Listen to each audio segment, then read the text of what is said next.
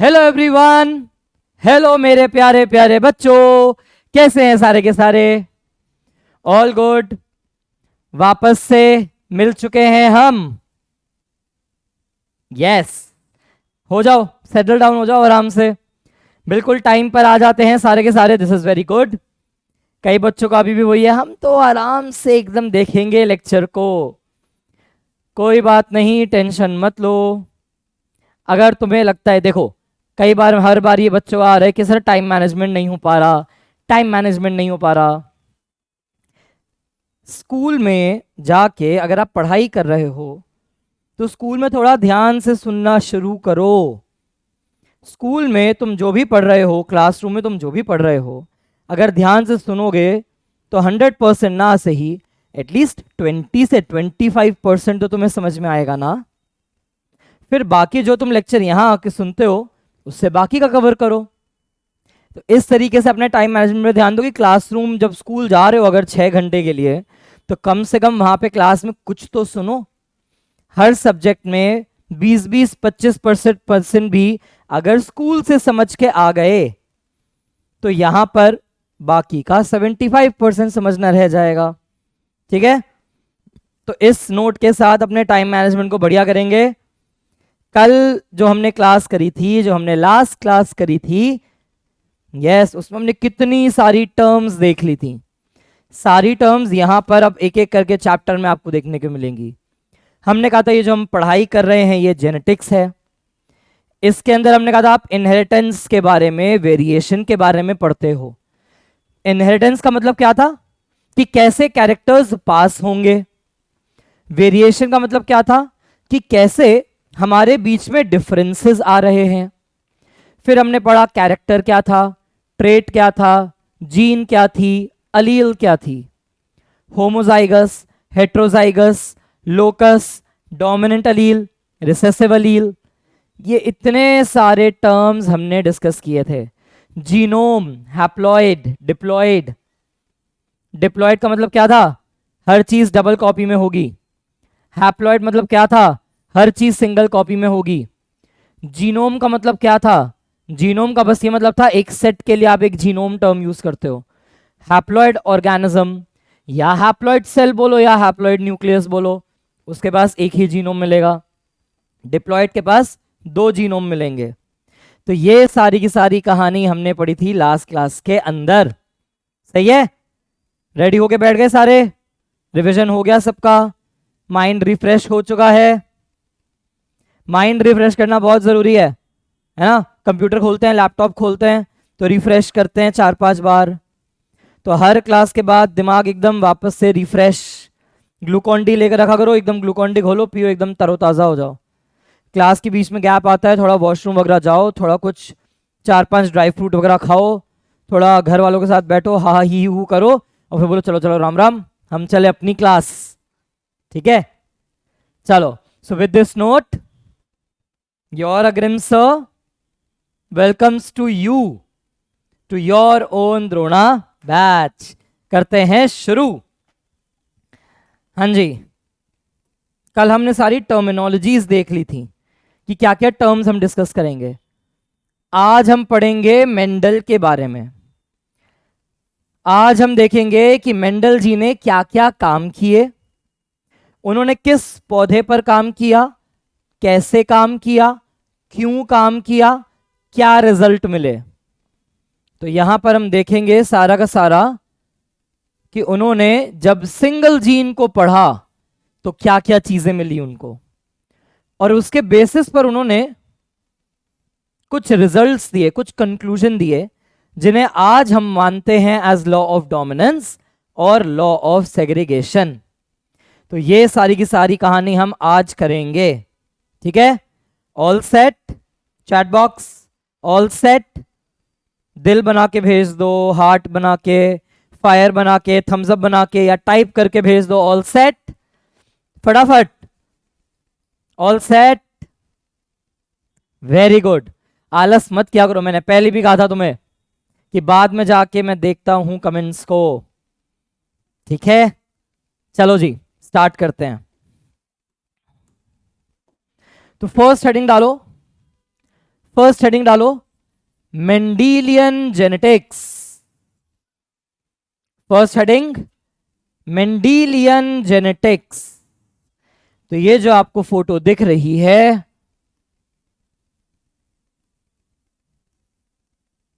This is the picture of G.J. Mendel. G.J. Mendel साहब की ये पिक्चर है। इनके लिए सबसे पहली चीज, जब हम मेंडल की बात करते हैं तो जो मेंडल साहब थे ना, he was a monk and mathematician. Biologist नहीं थे ये। हम इवन दो जेनेटिक्स को, ऑब्वियसली अब ये पढ़ाई जो है सारी की सारी है तो इसी लिविंग ऑर्गेनिज्म की ना, तो टॉपिक तो ये बायोलॉजी के अंदर ही आता है, मैथ्स वाले तो पढ़ेंगे नहीं इसे।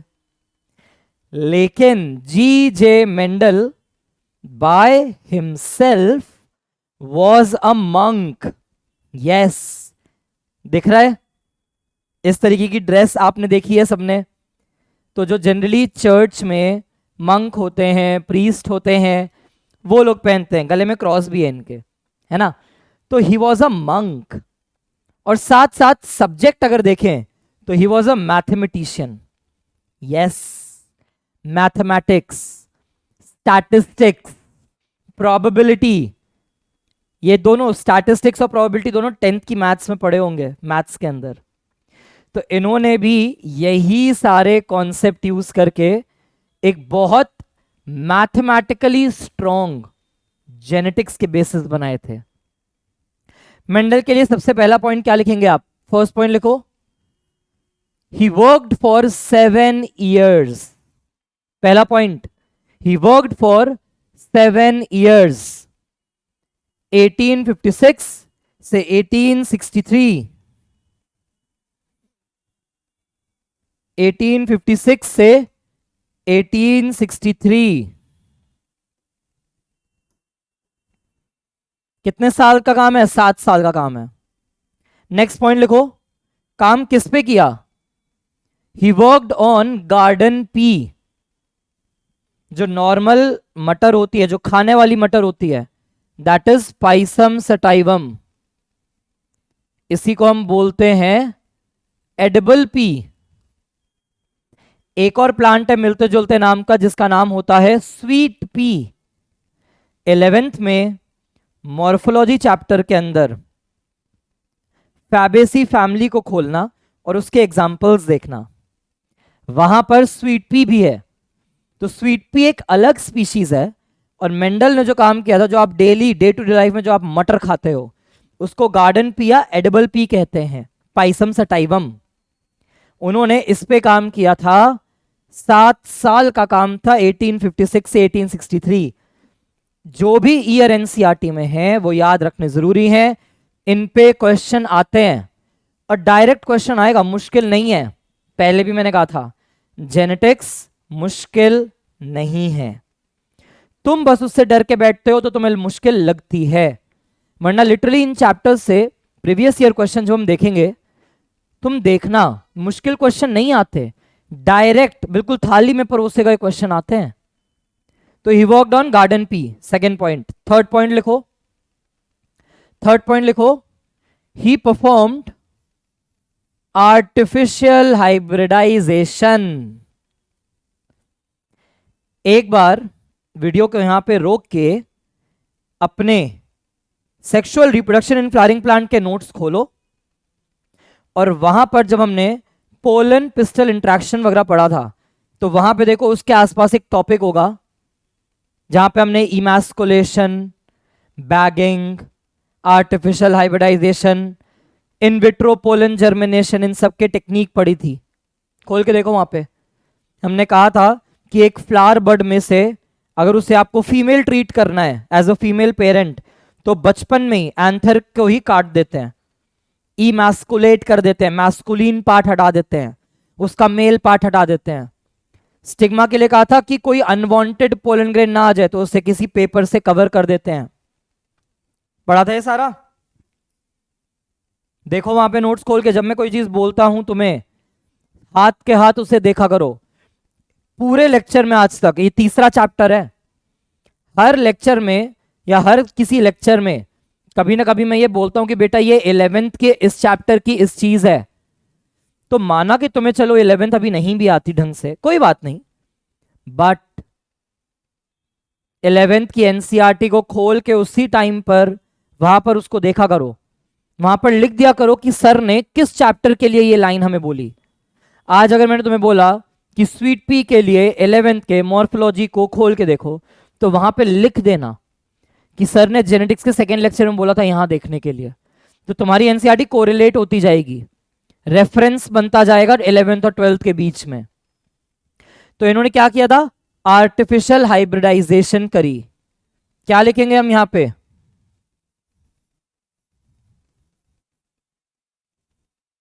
he performed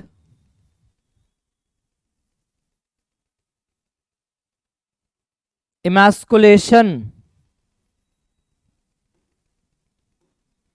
he performed emasculation and bagging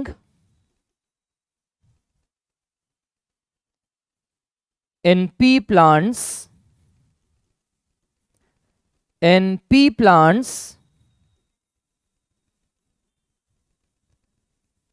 to be treated as female parent. क्या किया था इन्होंने लास्ट क्लास में, प्रीवियस क्लासेस में, sexual reproduction in flowering plants के नोट्स खोलो, वहां हमने पढ़ा था इमैस्कुलेट करना मतलब removal of anther before maturity from buds. कली के अंदर से एंथर के मैच्योर होने से पहले उनको काट के हटा दिया जाता है, तो उसको हम बोल रहे थे इमैस्कुलेशन। बैगिंग उसी प्लांट में जिसमें आपने इमैस्कुलेशन की है, आप नहीं चाहते कि उसके स्टिग्मा पे कोई भी और अनवांटेड पोलन ग्रेन आए, तो आप उसके स्टिग्मा को भी किसी कवर से ढक देते हो, उसे हमने कहा था बैगिंग। किसमें, P plants by default bisexual होते हैं। बाइसेक्सुअल का मतलब भी हम पढ़ चुके हैं, पुरानी चीजों को भूलना नहीं है तुम्हें, इस चीज को बहुत अच्छे से दिमाग में रखना। जो चीज हम रिप्रोडक्शन चैप्टर में कर चुके, जो चीज हम sexual reproduction in flowering plants में कर चुके हैं, उनको भूलना नहीं है। You have to keep your revision game strong. Revision बहुत स्ट्रॉन्ग होनी चाहिए। तुम्हें दिन में 15 मिनट भी मिलते हैं तो बॉटनी की कॉपी उठाओ और जो भी पुराना चैप्टर है कोई भी पेज खोलो और एक बार देखो उसे कि अच्छा उस पेज में क्या था, क्या तुम्हें याद है या नहीं। नहीं तो वापस उसको रिवाइज करने बैठो। रिवीजन गेम स्ट्रॉन्ग नहीं करोगे तो वीक रह जाओगे। मैं नहीं चाहता कि मेरे बच्चे वीक रहें, तो तुम्हें रिवीजन गेम स्ट्रॉन्ग रखनी पड़ेगी। तो हमने कहा था पी प्लांट बाइसेक्सुअल है। बाइसेक्सुअल मतलब एक ही फूल में मेल फीमेल दोनों का होना। तो आपको इसे कैसे ट्रीट करना है, आप उसको एज अ फीमेल ले रहे हो, तो इसका मतलब आपको उसमें से मेल पार्ट हटाना था और उसके स्टिग्मा को अनवांटेड पोलन ग्रेन से बचाना था। तो सबसे पहले ये सारी टेक्निक्स मेंडल साहब ने स्टार्ट कर दी थी। कब, 1800s में। Imagine 1800s। हम अभी कहां चल रहे हैं, 2022 में। तो 1800 2000 200 साल पहले इन्होंने इतने मजेदार चीजें करनी शुरू कर दी थी। तो he performed artificial hybridization. Artificial क्यों, आप चुनोगे कि किसको मेल लेना है किसको फीमेल। आप नेचुरली चीजें नहीं होने दे रहे, आप कंट्रोल कर रहे हो, तो आर्टिफिशियल है। हाइब्रिडाइजेशन, हाइब्रिडाइज करना मतलब दो अलग चीजों को मिक्स कराना, तो वो था हाइब्रिडाइजेशन। आपने देखा अच्छा एक मटर का पौधा है, इसमें ये खासियत है, दूसरे मटर के पौधे में ये खासियत है, अब मैं इन दोनों के साथ इनका रिप्रोडक्शन करवाना चाहता हूं, तो उसको हमने कहा था हाइब्रिडाइजेशन। तो ये चीज ध्यान रखना, मेंडल ने आर्टिफिशियल हाइब्रिडाइजेशन के कॉन्सेप्ट को यूज किया था मटर में अपने एक्सपेरिमेंट्स के लिए। ठीक है, आगे बढ़ते हैं। लिखो, reasons to choose pea plant. Reasons to choose pea plant, मटर के पौधे पे काम क्यों किया गया? एक फैक्ट है, बस एक इंटरेस्टिंग फैक्ट बता रहा हूं यहां पे, नीट के लिए याद नहीं रखना, बस इंटरेस्टिंग फैक्ट है इसलिए बता रहा हूं। मेंडल से पहले दो साइंटिस्ट थे, night and Gauss. Night and Gauss दो साइंटिस्ट थे।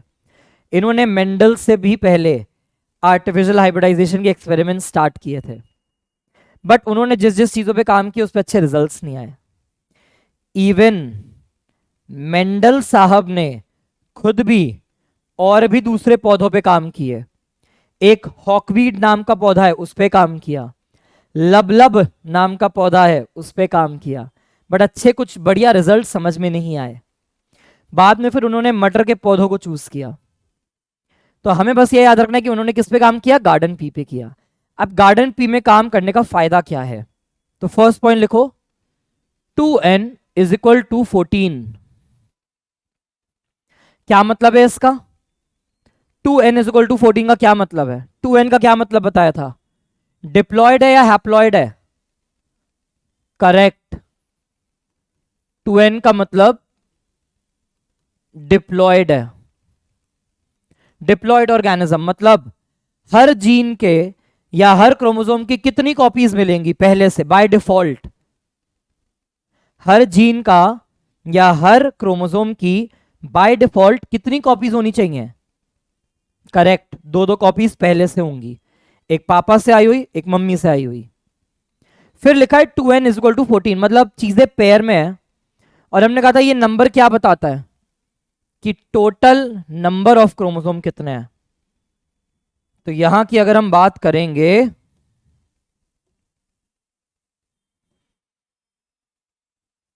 तो इसका मतलब क्या है, हम क्या बोल सकते हैं? पेयर 1 का, पेयर 2 का, 3 का, 4 का, 5 का, 6 का और 7 का। तो एक पी प्लांट में अगर आप उसके सेल्स के न्यूक्लियस के अंदर देखोगे तो आपको टोटल 14 क्रोमोसोम्स मिलेंगे, 14 डीएनए मॉलिक्यूल हर न्यूक्लियस के अंदर मिलेंगे। 2n का मतलब क्या था कि हर चीज पेयर में है। तो 1 का पेयर, 2 का पेयर, 3 का पेयर, 4 का पेयर, 5, 6 और 7 का पेयर है। तो ये मतलब था 2n इज इक्वल टू 14। तो इसका मतलब एक्चुअली में क्रोमोसोम्स कितने हैं? खाली यूनिक क्रोमोसोम्स कितने हैं? यहां पे 7 यूनिक क्रोमोसोम्स को पढ़ना है। सेकेंड फायदा, ये नेचुरली सेल्फ पॉलिनेटिंग है। नेचुरली सेल्फ पॉलिनेटिंग है, इसका मतलब क्या है? There is no self incompatibility.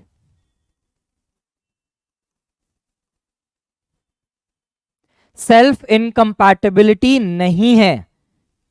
Again pause करो यहां पे मेरी वीडियो, और पॉज करने के बाद वापस से जाओ पिछले चैप्टर में, उसमें हमने पढ़े थे out breeding devices, methods to promote cross pollination. के अंदर हमने कहा था कई प्लांट्स ऐसे होते हैं जो अपने ही प्लांट के सेम जीन्स वाले पोलन ग्रेन को जर्मिनेट होने से रोक देते हैं। या तो पोलन जर्मिनेट ही नहीं होगा, और जर्मिनेट हुआ तो उसके ट्यूब को स्टाइल में रोक दिया जाएगा। ऐसे पौधे जिनमें सेल्फ इनकम्पैटिबिलिटी है उनमें आप सेल्फ फर्टिलाइजेशन या सेल्फ पॉलिनेशन नहीं करा सकते, उनमें होगा ही हमेशा क्रॉस पॉलिनेशन। तो मटर के पौधे में ऐसा नहीं है, ये नेचुरली सेल्फ पॉलिनेटिंग है।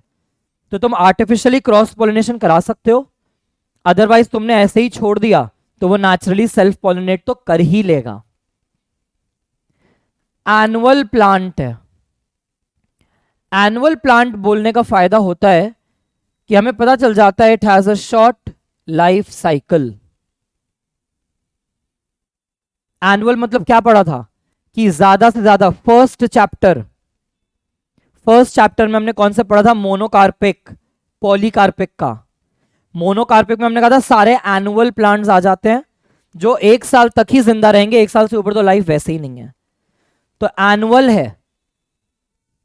अगर आप मटर के बीज को बोते हो सही सीजन में, सही टाइम पे, खाद पानी सब कुछ देते हो, तो वो आपको 1 साल से भी कम टाइम के अंदर अंदर ग्रो करके नए प्रोजेनी दे देता है। बायसेक्सुअल है, तो एक ही फ्लावर में मेल फीमेल दोनों है, तो आप कुछ भी कर सकते हो। उस फ्लावर को मेल लेना है तो आप उसे एज अ मेल उसके पोलन ग्रेन निकाल सकते हो, अगर उसे एज ए फीमेल लेना है तो उसमें मैस्कुलेशन कर सकते हो। फिर फोर्थ फायदा, लार्ज नंबर ऑफ प्रोजेनी। हमेशा याद रखो, जब भी आप स्टैटिस्टिक्स की बात करते हो, जब भी आप डेटा की बात करते हो, तो बहुत लार्ज डेटा होना चाहिए। आप 2-3 चीजों से प्रोबेबिलिटी नहीं निकालते, आपके पास बहुत बड़ा सेट होना चाहिए। तुम गए, तुमने मार्केट में रिसर्च करनी स्टार्ट करी, तुमने एक आदमी से जाके पूछा कि भैया आपको छोले पसंद है या राजमा, उसने कहा छोले। तुम दूसरे के पास गए, उसने कहा राजमा। तीसरे के पास गए, उसने कहा छोला। अब तुम ये बोल दो कि 2 आउट ऑफ 3, या तुम एकदम से जनरल एक सेंस में बना के वहां पे बोल दो कि ऑलमोस्ट 66% लोगों को तो छोले ही पसंद आते हैं, तो ये सही डेटा नहीं माना जाएगा।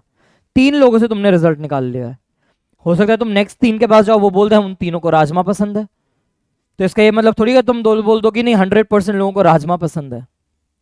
कम से कम भी नहीं तो तुम थोड़ा जाके 1000-2000 लोगों से बात करो, उनसे पूछो कितने को छोला पसंद है, कितने को राजमा पसंद है, तब एक डेटा निकालोगे तो थोड़ा डेटा तुम्हारा वैलिड माना भी जाएगा कि यार 2000 लोगों से पूछताछ करके डेटा आया है। तो जितना लार्ज नंबर ऑफ प्रोजेनी है, बहुत सारे बीज बनेंगे ना, एक पॉड में ही 5-6 सीड होते हैं, तो 5-6 बच्चे तो वही बन जाएंगे। एक पौधे पे अगर 15 पॉड भी थे, तो एक ही पौधे से तुम्हें कितने सारे बीज मिल सकते हैं। तुम्हारे पास बहुत सारे पौधे हैं, तो तुम्हारे पास बहुत बड़ा डेटा है एनालाइज करने के लिए। तो ये फायदा है लार्ज नंबर ऑफ प्रोजेनी का। और साथ में क्या है, लार्ज नंबर ऑफ वेरिएशन। बहुत सारे फिनोटाइप्स हैं, बहुत सारे कैरेक्टर्स हैं जिसको तुम पढ़ सकते हो। फ्लावर का कलर, फ्लावर का पोजीशन, सीड का कलर, सीड का शेप, इसके अलावा पॉड का कलर, पॉड का शेप, स्टेम की हाइट, इतने सारे फीचर्स हैं।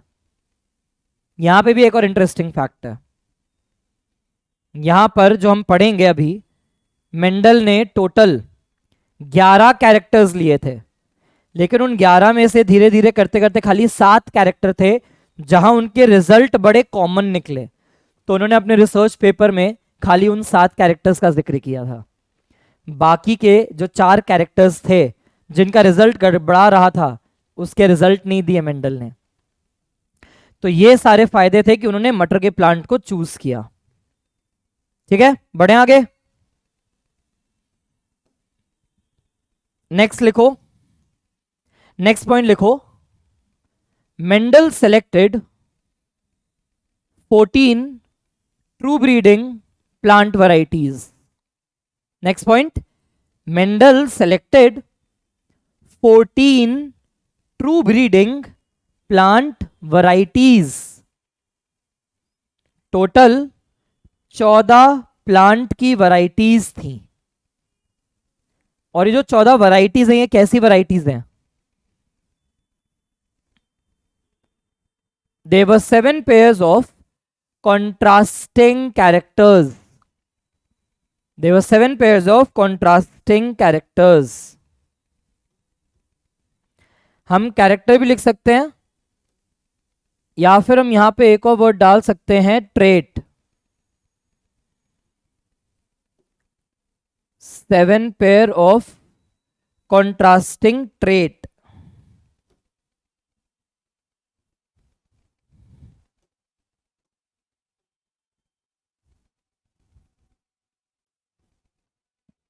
एनसीईआरटी ने ट्रेट लिखा है तो हम भी इसलिए ट्रेट लिख रहे हैं। 7 पेयर्स ऑफ कॉन्ट्रास्टिंग ट्रेट। ये जो 14 इन्होंने पौधे लिए, ये एक्चुअली में 7 पेयर्स थे और हर पेयर कॉन्ट्रास्टिंग ट्रेट का था। मतलब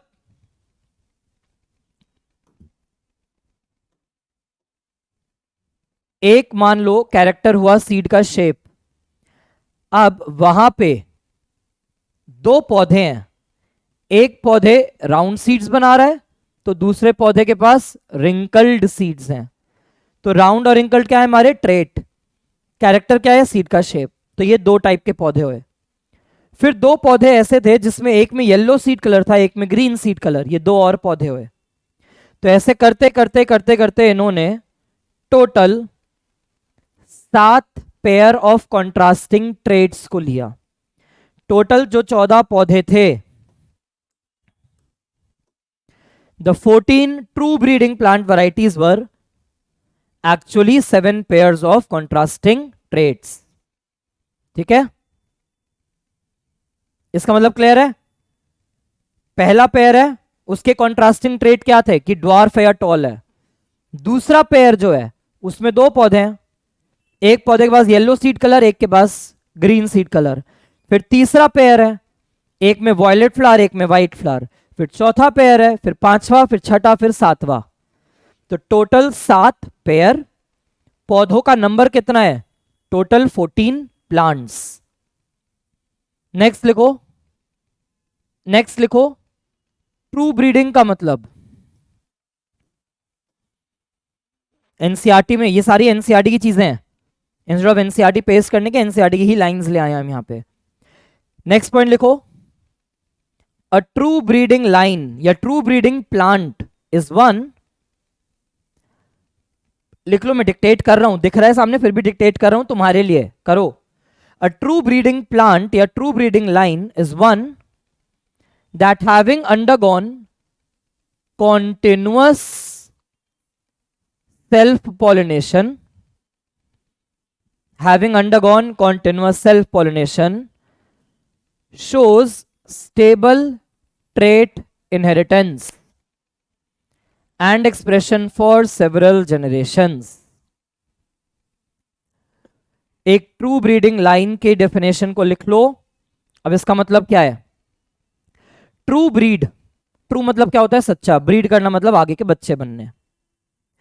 तो ट्रू ब्रीडिंग का मतलब है कि वो जो प्लांट है उसके जो बच्चे हैं, सारे बच्चे हमेशा उस पेरेंट के जैसा ही दिखे, तो उसे आप बोलोगे ट्रू ब्रीडिंग प्लांट।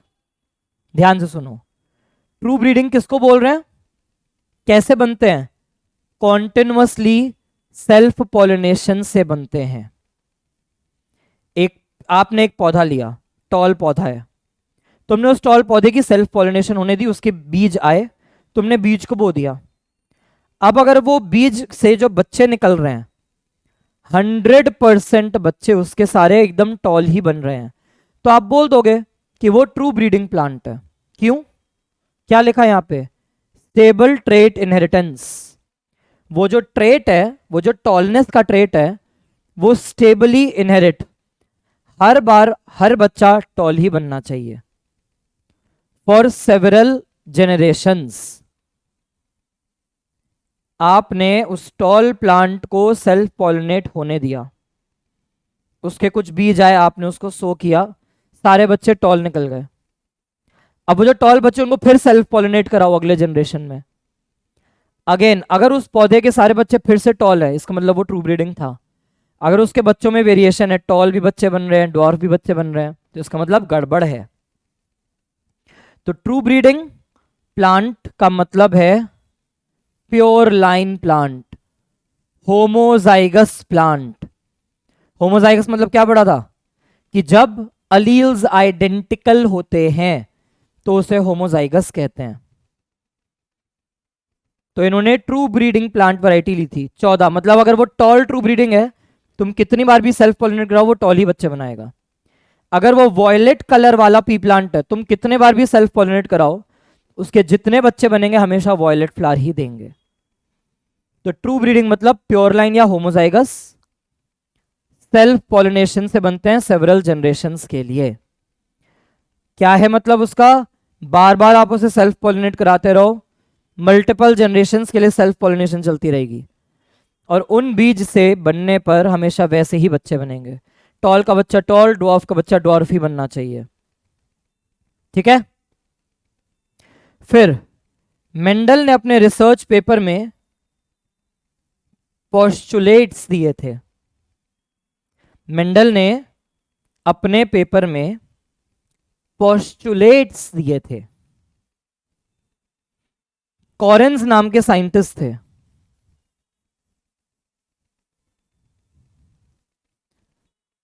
कॉरेंस एक दूसरे साइंटिस्ट थे। उन्होंने बाकायदा मेंडल के पोस्टुलेट्स को लॉ के फॉर्म में चेंज किया। ठीक है, डिक्शनरी में मीनिंग देखना एक बार पोस्टुलेट का, लॉ का। ठीक, ये सारे मैथमेटिकल टर्म्स होती हैं, theorem, axiom, statement, fact, postulate, law. तो मेंडल ने पोस्टुलेट्स दिए थे अपने रिसर्च पेपर में। मेंडल ने अपने पेपर में लॉ वाली टर्म यूज नहीं करी थी। कॉरेंस नाम के साइंटिस्ट थे, उन्होंने लॉ वाली टर्म यूज करी थी। अगर हम मेंडल की बात करते हैं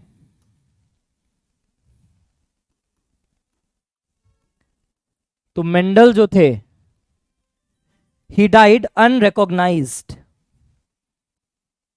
Mendel died unrecognised for his work. Mendel ने जितना काम किया था उनको उसके काम का उतना क्रेडिट नहीं मिला था। मेंडल ने जो काम किया था उनको उतना क्रेडिट नहीं मिला उस बात का। क्यों नहीं मिला, क्यों अनरिकॉग्नाइज रह गया?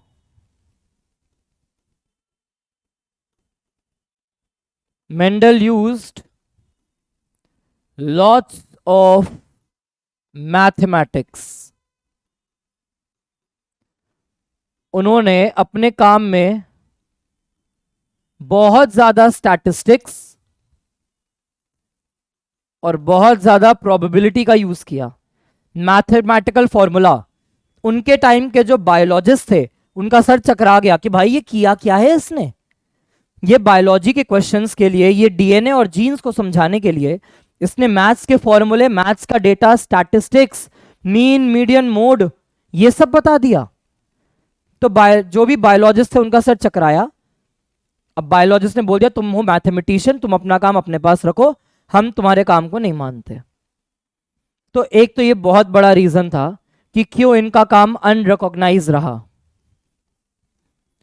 इसके अलावा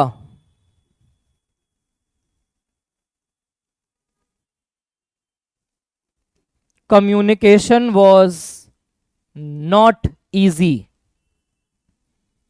आज के डेट में तो तुम्हारा मन बस यूं करता है, टेक्स्ट मार दो, ईमेल कर दो, व्हाट्सएप कर दो, स्नैपचैट कर दो, टेलीग्राम कर दो, है ना, कुछ भी आप तुम यूज कर सकते हो आज के डेट में। लेकिन ये जमाना क्या है, 1800s का, बहुत पुराना जमाना है। उस टाइम पे अगर तुम एक चिट्ठी भी लिखते थे तो वो चिट्ठी भी कहीं अगर पहुंचाओगे तो उसी में 10-12 दिन लग जाते थे। कल को किसी की डेथ हो जाती है, उसके घर वालों को बताना होता था कि भाई बंदा मर गया है, तो 2 हफ्ते बाद, और अगर समंदर पार करना हो तो 1 या 2 महीने बाद तो खबर पहुंचती थी कि भाई फलाना फलाना 1 महीने या 2 महीने पहले मर चुके। तभी लेटर्स में डेट डाल के भेजा जाता था, पता लिख के भेजा जाता था। तुम स्कूल में पढ़ते आ रहे हो ना, फॉर्मल लेटर, इनफॉर्मल लेटर, और तुम सोचते रहते हो यार क्यों ऐसे लिखते हैं, क्यों ऐसे लिखते हैं। तो जिन जमानों के ये लेटर चल रहे थे उस टाइम पर कम्युनिकेशन ईजी नहीं था। तो अगर सेम टाइम पर मेंडल ने काम किया, किसी और ने भी अगर वो काम किया, तो कोई कम्युनिकेशन ही नहीं है। आज तो तुम्हें कोई चीज़ करना है, तुम बस टाइप करो, मुझे पता चल सकता है कि अच्छा रशिया में किसी साइंटिस्ट ने काम किया है इस चीज़ पर, मुझे पता चल जाएगा उसको टाइप करके कि अच्छा बांग्लादेश में किसी ने काम किया है, या मैक्सिको में या कैलिफोर्निया में किसी साइंटिस्ट ने ये सेम काम किया है। उस टाइम पे ऐसा कुछ नहीं था, तो कम्युनिकेशन ईजी नहीं था। फिर मेंडल ने जितना काम किया, हम पढ़ेंगे आगे, he used the term factors। Mendel mathematician थे, उन्होंने बोल दिया बस कि हाँ भाई कोई फैक्टर है जो ऐसा कराता है, कोई फैक्टर है जो ऐसा कराता है, कोई फैक्टर है जो ऐसा कराता है। उनको जीन का कॉन्सेप्ट नहीं पता था। वो तो बस ये कहते हैं चाहे टॉल प्लांट है, एक ड्वार्फ प्लांट है, क्रॉस करा दो सब टॉल बन जाएंगे। तो कोई फैक्टर है जो टॉल कराता है, कोई फैक्टर है जो ड्वार्फ कराता है। तो जब उन्हीं के टाइम के बायोलॉजिस्ट ने पूछा कि भाई मेंडल तुम ये बताओ कि ये फैक्टर है क्या, ये फैक्टर होता क्या है, तो उनके पास कोई जवाब ही नहीं था।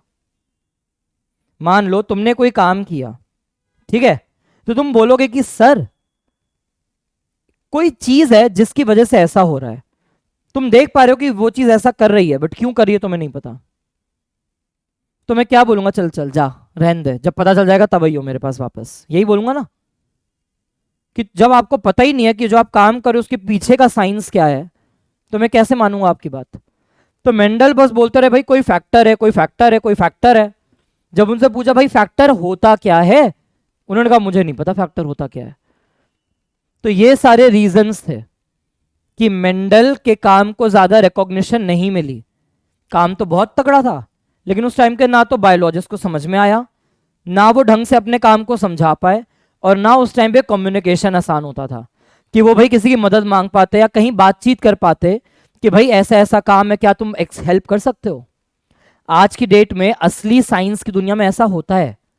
मान लो मैंने कोई काम किया, अब मेरी फ्रेंड अगर आज की डेट में वो यूएसए में है, तो अगर मैं कल को कोई रिसर्च करता हूं तो मैं यूएस से उसको कॉल करके डिस्कस तो कर सकता हूं ना कि यार मैंने ऐसा ऐसा काम किया है, क्या तू बता सकती है कि तेरे को कुछ आइडिया है, क्या तूने कुछ पढ़ा है ऐसा ऐसा।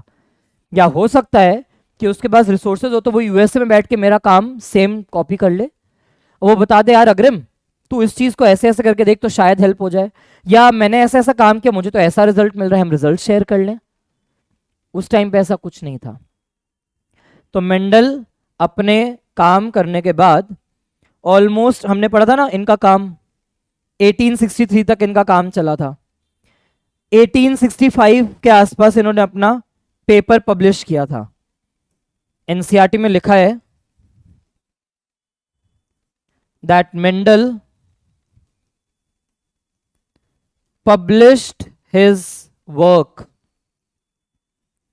in 1865. Just a minute.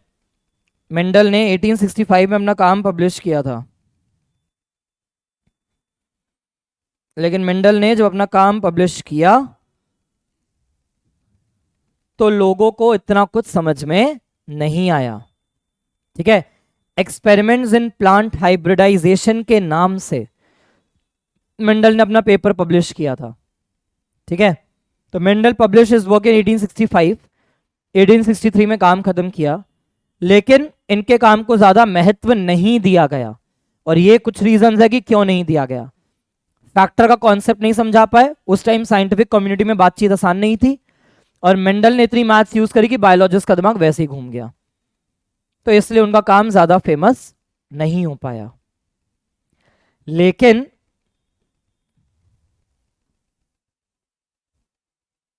almost 16 years after his death,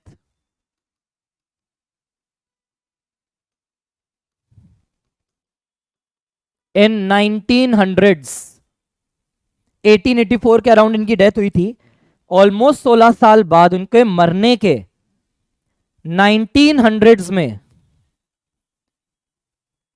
3 scientists independently rediscovered his work.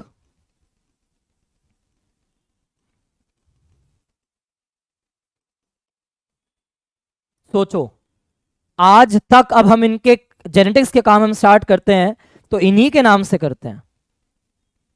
तो जब इन्होंने ये काम किया था तो इतना आगे का काम था कि उस टाइम पे तो लोगों को समझ ही नहीं आया कि हुआ क्या, किया क्या है इसने। उनके मरणोपरांत, मरने के 16 साल बाद, ऑलमोस्ट 1900s में 3 साइंटिस्ट ने बिल्कुल इंडिपेंडेंटली उनके काम की रीडिस्कवरी करी। उन लोगों ने भी अपने अपने जेनेटिक्स के काम स्टार्ट किए। तो उन्होंने, जब भी आप काम स्टार्ट करते हो तो आप पुराना लिटरेचर पढ़ते हो, ऐसा नहीं कि आज ही काम स्टार्ट कर दिया। काम शुरू करने से पहले कम से कम 6-7 महीने की जो मेहनत है ना, वो सिर्फ आप लिटरेचर वर्क में निकालते हो।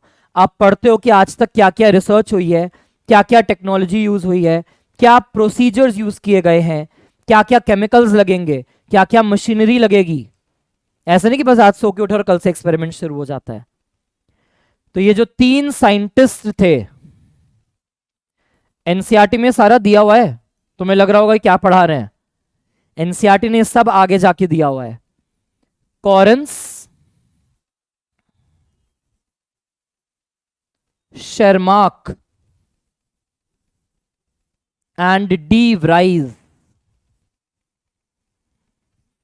Karl Correns, Erich von Tschermak and Hugo de Vries, ये 3 साइंटिस्ट थे जिन्होंने अलग अलग जेनेटिक्स पे काम किए, और इन तीनों ने मेंडल का वर्क डिस्कवर किया वापस से। और तब जाके इन्होंने देखा यार ये जो हम काम कर रहे हैं, ये आज से इतने साल पहले एक साइंटिस्ट ऑलरेडी करके जा चुके हैं। तो बहुत सारी चीजों के लिए उनको समझ नहीं आ रहा था इन लोगों को कि हम जो काम करें इसको एक्सप्लेन कैसे करें। तो उनको पता चला ये जो मेंडल साहब का काम है, ये है वो चीजें जिसके बेसिस पर आप आगे एक्सप्लेनेशन लाओगे।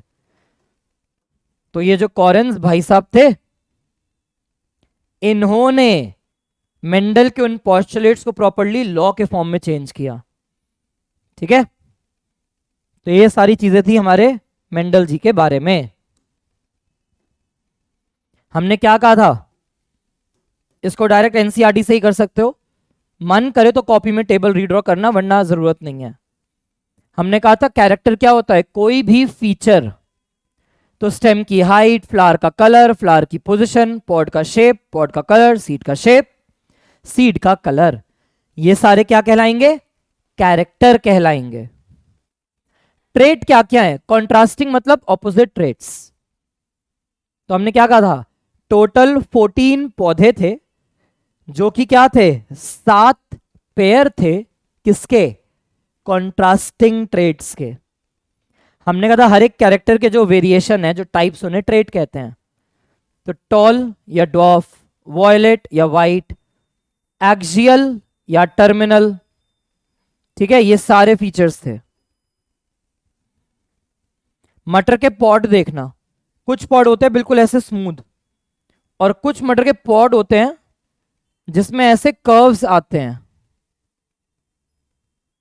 इसको कॉन्स्ट्रिक्टेड पॉड कहते हैं। पॉड का colour green is dominant over yellow, seed में yellow is dominant over green. फिर फ्लावर की पोजीशन एक्सियल, एक्सियल फ्लावर मतलब 11th में मॉर्फोलॉजी में स्टेम को खोल के देखना, वहां मिलेगा कि इस रीजन को एक्सियल बोलते हैं, और यहां पे आने वाले बड को एक्सिलरी बड। तो इन फ्लावर्स को एक्सिलरी फ्लावर्स कहते हैं या एक्सियल फ्लावर्स कहते हैं। तो ये हमारा डोमिनेंट फीचर है।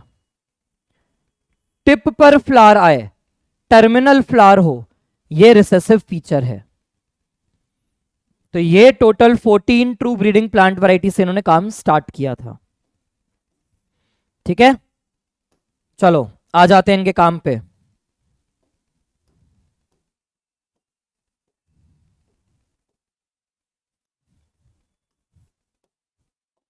हेडिंग डालो, मोनो हाइब्रिड क्रॉस। अब हमारी एक्चुअल एक्सपेरिमेंट्स स्टार्ट होंगे। मोनो हाइब्रिड क्रॉस, सबसे पहले देखेंगे इसकी डेफिनेशन। तो डेफिनेशन लिखो, स्टडी ऑफ वन जीन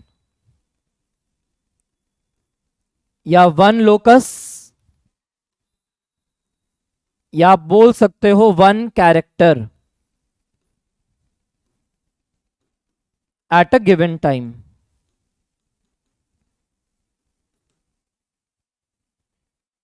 तो मोनो हाइब्रिड मतलब, मोनो मतलब होता है एक, ठीक है, और हाइब्रिड मतलब क्या होता है, दो का मिक्सचर।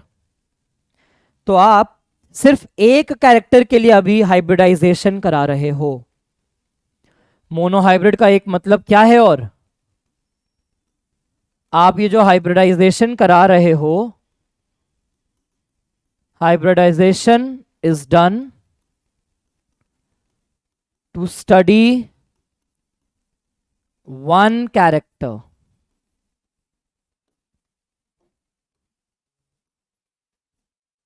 तो वन के लिए मोनोटर्म आ रहा है। लास्ट लेक्चर खोलो और लास्ट लेक्चर में हमने क्या पढ़ा था कि एक जीन का लोकस हमेशा फिक्स्ड होता है और उस एक जीन से क्या कंट्रोल हो रहा है, एक कैरेक्टर कंट्रोल हो रहा है। तो वन जीन विल ऑक्यूपाई, एक जीन की हमने कहा था ना एक ही लोकेशन है, वो एक जीन मल्टीपल लोकेशंस में तो होगी नहीं, मल्टीपल एड्रेस पे नहीं मिलेगी। तो अगर आप बोलते हो कि आप मोनोहाइब्रिड क्रॉस पढ़ रहे हो तो हो सकता है कि आपको बोल दिया जाए कि आप एक जीन पढ़ रहे हो, या हो सकता है बोल दिया जाए आप एक लोकस पढ़ रहे हो। ऑब्वियसली उस लोकेशन पर क्या है, जीन है। या आप बोल सकते हो कि आप एक कैरेक्टर पढ़ रहे हो, भाई वो जीन क्या कंट्रोल कर रहा है, एक कैरेक्टर कंट्रोल कर रहा है। तो मोनोहाइब्रिड क्रॉस का मतलब होता है study of one gene at a given time, एक बार में आप एक जीन पर फोकस करके पढ़ रहे हो। या आप बोल सकते हो कि आप जो हाइब्रिडाइजेशन करा रहे हो वो सिर्फ एक कैरेक्टर को पढ़ने के लिए कर रहे हो। तो ये होगा मोनोहाइब्रिड क्रॉस। ठीक है,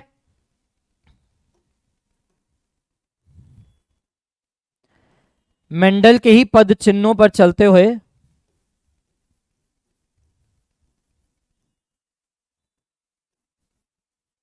स्टेम हाइट से हम इसको पढ़ेंगे। ठीक है, हमने क्या कहा था, स्टेम हाइट के दो ट्रेट्स क्या हो सकते हैं, दो फिनोटाइप क्या हो सकते हैं, टॉल या ड्वार्फ। या तो टॉल होगा या फिर ड्वार्फ होगा, दो ही पॉसिबल केसेस हो सकते हैं। ठीक है, कैसे कैसे एक्सपेरिमेंट चलता है, हमने क्या कहा कि पेरेंट जो लिए थे इन्होंने, the parent were pure line, the parents were homozygous. Homozygous मतलब क्या पढ़ा था, बोथ अलील्स आर सेम। तो एक पेरेंट है आपका टॉल और एक पेरेंट लेना पड़ेगा ड्वार्फ। अब मान लेते हैं कि मैं कह रहा हूं कि मुझे मेल टॉल लेना है और मैं स्टार्टिंग में फीमेल को ड्वार्फ ले रहा हूं। ध्यान से सुनना, मैंने मेल को टॉल लिखा, फीमेल के लिए ड्वार्फ लिखा है। क्वेश्चन सुनो और आंसर चैट बॉक्स में डालना, कमेंट बॉक्स में डालना। दोनों में से किस वाले मटर के प्लांट में मुझे इमैस्कुलेशन और बैगिंग करानी पड़ेगी, टॉल प्लांट्स में या ड्वार्फ प्लांट्स में? मुझे किस मटर के पौधे में इमैस्कुलेशन और बैगिंग करानी पड़ेगी? Answer in comment box. Correct, dwarf वाले में इमैस्कुलेशन कराएंगे क्योंकि उसको मैं फीमेल के तरह लूंगा। तो टॉल को, और जीनोटाइप क्या लिखेंगे इसका हम, कल पढ़ा था जीनोटाइप किसको बोलते हैं, कि आप कैसे उसको जेनेटिकली लिख के दिखाओगे। तो होमोजाइगस मतलब both alleles are identical, dominant allele को कैपिटल से दिखाए थे और रिसेसिव अलील को स्मॉल से। तो बोथ अलील्स आर आइडेंटिकल, और डिप्लॉयड है तो दो अलील होंगे ही होंगे, दो कॉपीज पहले से होंगी। तो टॉल को मेल, ड्वार्फ को फीमेल। इसका मतलब हमने क्या किया है, जो मेरा टॉल वाला मटर का पौधा है, मेरा एक टॉल वाला मटर का पौधा है,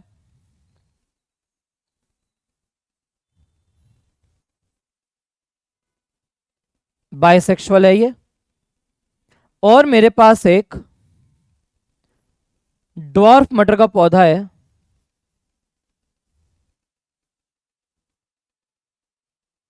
इसको मैंने इमैस्कुलेट कर दिया था, इसके एंथर्स को काट के हटा दिया था। तो क्या होगा यहां पे, हम क्या करेंगे यहां पे, मेल ये है ना, तो मतलब यहां से हम पोलन ग्रेन लेंगे और पोलन ग्रेन को इधर के स्टिग्मा पे डाल देंगे।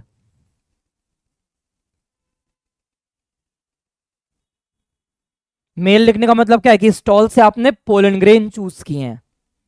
डॉर्फ को फीमेल लिखने का मतलब क्या है कि आपने डॉर्फ के स्टिग्मा पर वो पोलन ग्रेन डाले हैं। ठीक। मेंडल ने साथ साथ इनके ऑपोजिट क्रॉसेस भी किए थे। ऑपोजिट को हम क्या बोलते हैं? रेसिप्रोकल।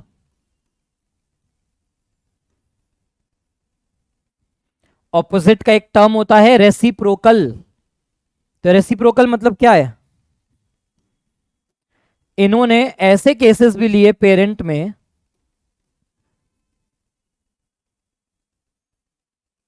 टॉल और डॉर्फ का तो कॉन्सेप्ट वही है, बट इन्होंने मेल और फीमेल को स्विच कर दिया।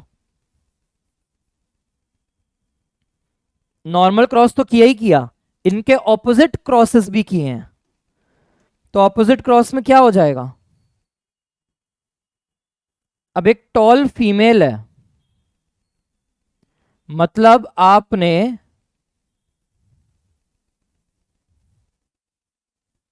अब इस फीमेल को इमैस्कुलेट कर दिया है। अगर अब मैंने टॉल के नीचे फीमेल लिखा है, मतलब इस टॉल प्लांट में इमैस्कुलेशंस चली हैं, और जो ड्वार्फ प्लांट है, जो आपका ड्वार्फ प्लांट है, यहां से अब पोलन ग्रेन उठाए और इसके स्टिग्मा पे डाल दिया।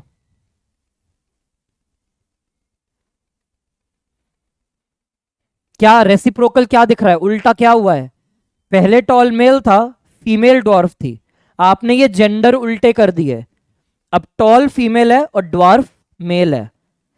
तो जब आप कैरेक्टर वही रखते हो लेकिन सेक्स बदल देते हो, पहला कैरेक्टर मेल से लिया, दूसरा फीमेल से लिया, इसका उल्टा क्या होगा कि आप पहला कैरेक्टर फीमेल से ले रहे हो और दूसरा कैरेक्टर मेल का उठा रहे हो। तो रेसिप्रोकल क्रॉसेस भी किए इन्होंने। ठीक है। क्या होगा इससे? पेरेंट जनरेशन पे टॉल है और ड्वार्फ है, ये क्रॉस किए इन्होंने, टॉल के पोलन ग्रेन उठा के ड्वार्फ पे डाले हैं।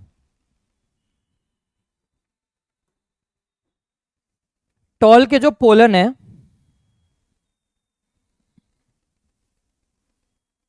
जो मेरा टॉल प्लांट है,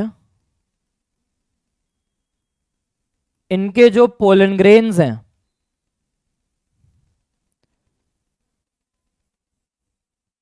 पोलन ग्रेन के अंदर क्या होगा? कैपिटल टी वाली अलील। जो डीएनए का टुकड़ा है, वो जो अलील है अंदर क्या होगा? कैपिटल टी अलील होगा। कैपिटल टी था प्लांट, तो पोलन ग्रेन के अंदर क्या होगा? Capital T. तो जो आपके मेल गैमीट हैं, जो स्पर्म सेल है, उसके अंदर कैपिटल टी वाला अलील है। और वो जो ड्वार्फ मेंबर है जिसे आपने फीमेल लिया था, फीमेल के अंदर क्या है? Embryo sac. फीमेल के पास जो एम्ब्रियो सैक है, एम्ब्रियो सैक के अंदर क्या मिलेगा आपको? कैसी थी female? Small T small T. तो इसका megaspore mother cell small T था, मियोसिस से मेगास्पोर में एक स्मॉल टी आया, उसके माइटोसिस से एम्ब्रियो सैक के हर सेल में आपके पास स्मॉल टी गया। तो जो आपकी फीमेल गैमीट है,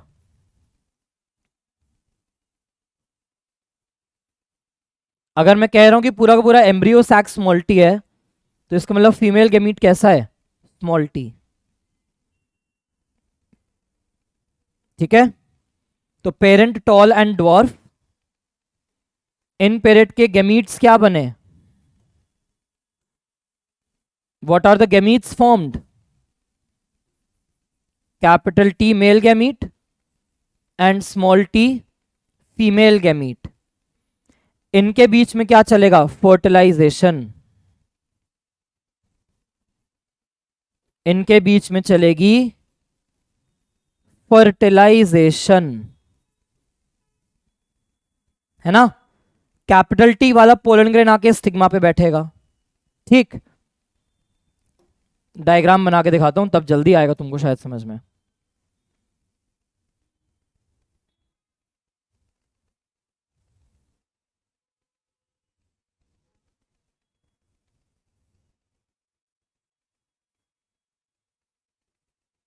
पिछले चैप्टर में पढ़ा हुआ है ये सब हमने, ठीक है। अब अगर मैं कह रहा हूं कि यहां पे मुझे एम्ब्रियो सैक बनाना पड़े, अंदर मैंने एक एम्ब्रियो सैक बनाया, एम्ब्रियो सैक में एंटीपोडल है, सिनर्जिड है, एग सेल है, बीच में सेंट्रल सेल। तो जो हमारा एग है, जो मेरा एग है ये, इस एग के न्यूक्लियस के अंदर कौन सा अलील है, स्टेम के हाइट का कौन सा अलील है, स्मॉल टी अलील है। और जो मेरा पोलन ग्रेन आके बैठा है ऊपर,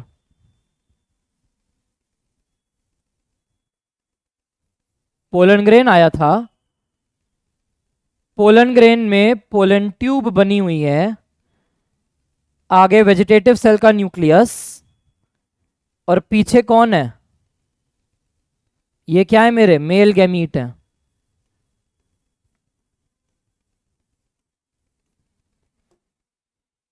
इन मेल गैमीट्स के अंदर क्या है, इसके अंदर भी कैपिटल टी, इसके अंदर भी कैपिटल टी अलील है। तो मेरे मेल गैमीट के न्यूक्लियस के पास क्या है, कैपिटल टी वाला अलील है स्टेम हाइट की जीन का। और एम्ब्रियो सैक के एग के पास क्या है, स्मॉल टी की अलील है। ठीक है, इतना क्लियर है, कैपिटल टी स्मॉल टी। इनके बीच में फर्टिलाइजेशन होगा, हमने कहा था ये पोलन ट्यूब आके फर्टिलाइजेशन करेगा। एक मेल गैमीट एग के पास जाएगा, दूसरा मेल गैमीट सेंट्रल सेल के पास जाएगा, तो इनका होगा फर्टिलाइजेशन। और फर्टिलाइजेशन से हमें क्या मिलता है, फर्टिलाइजेशन जब होगी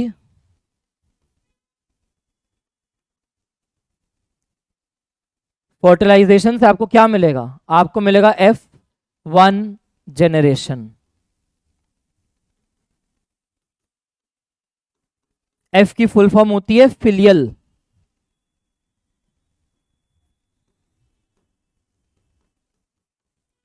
फिलियल का मतलब होता है प्रोजेनी, ऑफस्प्रिंग। जब यहां फर्टिलाइजेशन हो जाएगी तो मुझे पता है यही ओव्यूल क्या बन जाएगा, एक सीड में चेंज हो जाएगा ये पूरा ओव्यूल। और इस ओव्यूल के पास कैपिटल टी और स्मॉल टी दोनों आ चुके होंगे। फर्टिलाइजेशन किसकी हो रही है, कैपिटल टी की और स्मॉल टी की। तो मेंडल ने देखा कि F1 जनरेशन में ऑल प्लांट्स वर टॉल, सारे प्लांट्स टॉल हो चुके हैं। Capital T tall, small T tall. ठीक है, इसके से जो पोलन ग्रेन्स बन रहे हैं उनके अंदर जो मेल गैमीट है, the male gametes have capital T allele, the female gamete has small T allele. Fertilisation हुआ, फर्टिलाइजेशन से क्या होगा, जाइगोट में कैपिटल टी स्मॉल टी है, एम्ब्रियो में कैपिटल टी स्मॉल टी है, तो वो जो पूरा सीड बना है वो कैपिटल टी स्मॉल टी है। इस सीड को सो किया और जो पौधे निकले, सारे पौधे, हर बीज का पौधा कैसा निकला, टॉल निकला। तो F1 जनरेशन में 100% plants were toll. F1 generation, F stands for filial, filial मतलब प्रोजेनी। तो ये फर्स्ट जनरेशन जो है बच्चों की, इसमें जितने बीज थे हर बीज से टॉल पौधे बने, हर बीज से टॉल पौधे बने। कोई भी बच्चा डॉर्फ बना ही नहीं, कोई भी बच्चा डॉर्फ नहीं बना। तो मेंडल ने क्या किया था, मेंडल ने तो टॉल और डॉर्फ का क्रॉस कराया है ना। और एक तो नहीं है, बहुत सारे बच्चे हैं, जितने मटर के पॉड हैं, जितने भी बीज हैं, हर एक बीज का एक बच्चा ही तो है, उससे एक नया पौधा निकलेगा। तो मेंडल ने देखा कि इनके क्रॉस से जितने बच्चे बने वो सारे के सारे बच्चे क्या थे? टॉल। तो उन्होंने कहा कि जिस भी फैक्टर से, जिस भी रीजन से ड्वार्फनेस होती है, F1 में वो ड्वार्फनेस का फैक्टर एक्सप्रेस हो ही नहीं पाया। मेंडल ने देखा कि F1 में कोई भी ड्वार्फ नहीं है, तो उन्होंने कहा कि जो भी रीजन से ड्वार्फनेस आती है वो वाले फैक्टर काम नहीं कर पा रहे, और जो भी रीजन, जिस भी फैक्टर से टॉलनेस आती है, सिर्फ वो फैक्टर काम कर रहा है। तो यहां से इन्होंने दिया था लॉ ऑफ डोमिनेंस, जो हमने कल पढ़ा था कि एक अलील दूसरे को सप्रेस कर देती है। कब? हेटेरोजाइगस कंडीशन में। हमने कहा था हेटेरोजाइगस मतलब क्या होता है? नॉन आइडेंटिकल अलील, सेम नहीं, अभी अलग अलग हैं। तो मेंडल ने इस रिजल्ट को देख के, F1 के रिजल्ट को देख के बोला था कि भाई एक फैक्टर डोमिनेट करेगा और दूसरा फैक्टर सप्रेस हो जाएगा। जब मेंडल ने होमोजाइगस राउंड और होमोजाइगस रिंकल का क्रॉस कराया, तो जो बच्चे पैदा हुए सारे के सारे हेटेरोजाइगस राउंड निकले। येलो और ग्रीन का क्रॉस कराया, सारे बच्चे हेटेरोजाइगस येलो निकले। वॉयलेट फ्लावर और व्हाइट फ्लावर वाले पौधों का क्रॉस कराया, उससे जो बीज बने उनसे पौधे निकले, सारे पौधों में वॉयलेट फ्लावर ही आए। फुल पॉड वाले को कॉन्स्ट्रिक्टेड पॉड वाले से क्रॉस कराया, बीज आए, बीज को बोया, पौधे निकले। जितने बच्चे थे सब में ये फुल वाला पॉड था। फुल वाले पॉड को हम स्मूथ भी बोलते हैं, स्मूथ पॉड, बिल्कुल एकदम सरफेस इसका स्मूथ होता है। यहां पे भी ग्रीन येलो के क्रॉस से क्या आया होगा रिजल्ट? सारे बच्चे green pod colour. Axial terminal के क्रॉस से सारे बच्चे एक्सियल। टॉल और ड्वार्फ के क्रॉस से जितने बीज बने, बीज को बोने के बाद F1 के हर सीड से निकला हुआ पौधा टॉल ही बना, कोई भी ड्वार्फ नहीं आया। तो इसके बेसिस पे मेंडल ने कहा कि F1 जनरेशन में एक फैक्टर डोमिनेट करेगा, दूसरा सप्रेस। तो जो डोमिनेट करता है, जो दिखता है तुम्हें, उसे बोल दिया डोमिनेंट अलील, और जो नहीं दिख पा रहा उसे बोल दिया रिसेसिव अलील। ठीक है? यहां पे क्या हुआ है? क्रॉस पॉलिनेशन, दो अलग अलग प्लांट के बीच में पॉलिनेशन कराई है। F1 का जो इनका पौधा आया, F1 का पौधा आया टॉल। F1 का पौधा टॉल है, और कैसा है वो? हमने कहा था ना मटर के पौधे नेचुरली बाइसेक्सुअल हैं। जितने भी फूल बने होंगे इस पे, वो सारे के सारे नेचुरली बाइसेक्सुअल प्लांट्स हैं। तो टॉल पौधे आए थे F1 में सारे के सारे। ठीक, फिर उन्होंने एक्सपेरिमेंट को एक स्टेप और आगे लेके गए। ये जो F1 है इसमें क्या गैमीट बनेंगे? F1 में क्या गैमीट बनेंगे? F1 है तुम्हारा टॉल, है ना? अब इस टॉल के पास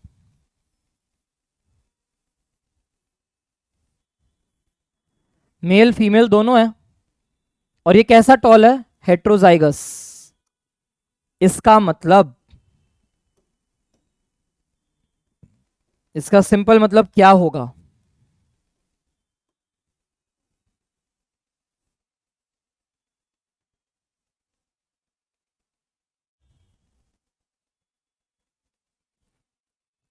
इस पौधे के पास बहुत सारे फूल है, कैपिटल टी स्मॉल टी है, तो होगा क्या इससे? एंथर के अंदर कुछ पोलन ग्रेन्स हैं जो कैपिटल टी होंगे, और कुछ एग होंगे जो कैपिटल टी होंगे। कुछ पोलन ग्रेन स्मॉल टी होंगे, कुछ एग्स स्मॉल टी होंगे। तो अब इस एक पौधे के अंदर आपको दोनों चीज मिलेंगी, है ना? आ रहा है समझ में? F1 में जो टॉल मेंबर्स हैं, इन टॉल बोलने का मतलब क्या है? कि जो पोलन मदर सेल है वो कैपिटल टी स्मॉल टी है, जो मेगास्पोर मदर सेल्स हैं वो भी कैपिटल टी स्मॉल टी है। पौधे के अंदर हर सेल के न्यूक्लियस में कैपिटल और स्मॉल टी दोनों के एलील्स हैं। तो पोलन मदर सेल और एमएमसी के पास भी कैपिटल टी स्मॉल टी है। ये जब मियोसिस करेगा तो कैपिटल टी पोलन ग्रेन्स भी बनेंगे, स्मॉल टी पोलन ग्रेन्स भी बनेंगे। एमएमसी में भी जब मियोसिस होगी तो कहीं पे कैपिटल टी वाले एग बनेंगे, कहीं कहीं पे स्मॉल टी वाले एग बनेंगे। तो चाहे मेल हो चाहे फीमेल, ये दो दो टाइप के मेंबर्स बना रहे हैं। अब कुछ में कैपिटल टी, कुछ में स्मॉल टी, कुछ में कैपिटल टी, कुछ में स्मॉल टी। तो बहुत सारे कॉम्बिनेशंस बन सकते हैं यहां पे। तो अब तुम क्या करोगे? क्या करोगे? हम एक नया तरीका देखेंगे। यही जो F1 है, हमने क्या देखा? F1 जो टॉल है कैपिटल टी स्मॉल टी, इससे जो पोलन ग्रेन बन रहा है, कुछ पोलन ग्रेन के पास कैपिटल टी वाला स्पर्म है, कुछ पोलन के पास स्मॉल टी वाला स्पर्म है। इन टॉल्स में जो एम्ब्रियो के सैक के अंदर एग है, कुछ एग्स कैपिटल टी हैं, कुछ एग्स स्मॉल टी हैं। कोई भी पोलन किसी भी को फर्टिलाइज कर सकता है। फर्टिलाइजेशन कभी भी कहीं भी किसी की भी हो सकती है।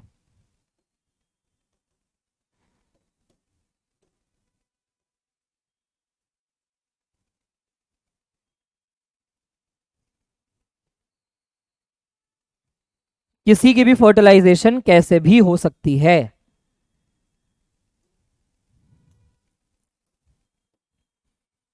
तो F1 में जितने टॉल आए उन टॉल्स को अलाउ किया गया कि आप सेल्फ पॉलिनेशन कर लो।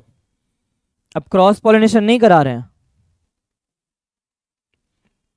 F1 के जो टॉल्स हैं इनको अलाउ किया गया कि आप सेल्फ पॉलिनेशन कर सकते हो। आपको अब इमास्कुलेशन वगैरह नहीं करनी है, लेकिन बैगिंग वगैरह भी नहीं करनी है, सब आराम से होता रहेगा। F1 के टॉल में जब सेल्फ पॉलिनेशन होती है तो क्या आएगा? तब आपके पास जो रिजल्ट आता है उसको आप बोल दोगे F2। कैसे बना? By self pollination of F1। F1 का क्रॉस F1 से कराया, अपने ही पोलन ग्रेन को अपने ही स्टिग्मा पे जर्मिनेट आराम से होने दिया, तो 4 कॉम्बिनेशंस आए। क्या क्या? या तो कैपिटल टी का फर्टिलाइजेशन हुआ, या कैपिटल टी वाले एग का फर्टिलाइजेशन स्मॉल टी वाले पोलन ग्रेन ने किया, या कैपिटल टी वाले स्पर्म्स ने स्मॉल टी को फर्टिलाइज किया, या स्मॉल टी वाले स्पर्म ने स्मॉल टी को फर्टिलाइज किया। ठीक है, ये हमने क्या बनाया है? ये हमने एक स्क्वायर बनाया है। इस स्क्वायर को ही हम क्या बोलते हैं?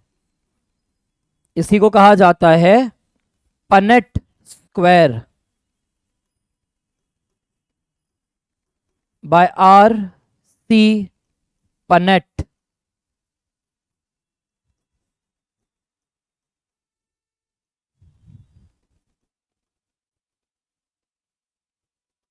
ब्रिटिश जेनेटिसिस्ट थे, ब्रिटिश साइंटिस्ट थे जेनेटिक्स वाले।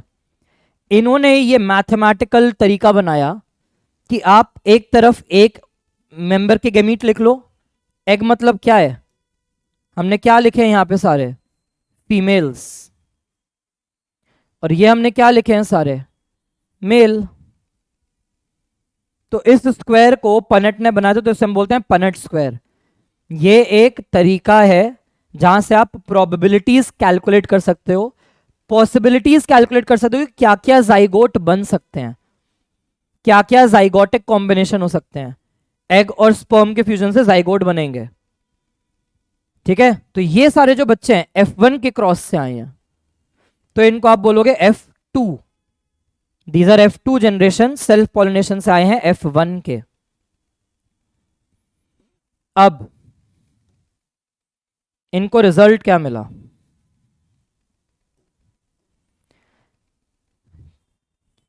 ये वाले सारे मेंबर्स टॉल बने, ये वाले सारे मेंबर्स टॉल बने, ये वाले सारे मेंबर्स टॉल बने, लेकिन ये मेंबर बना dwarf.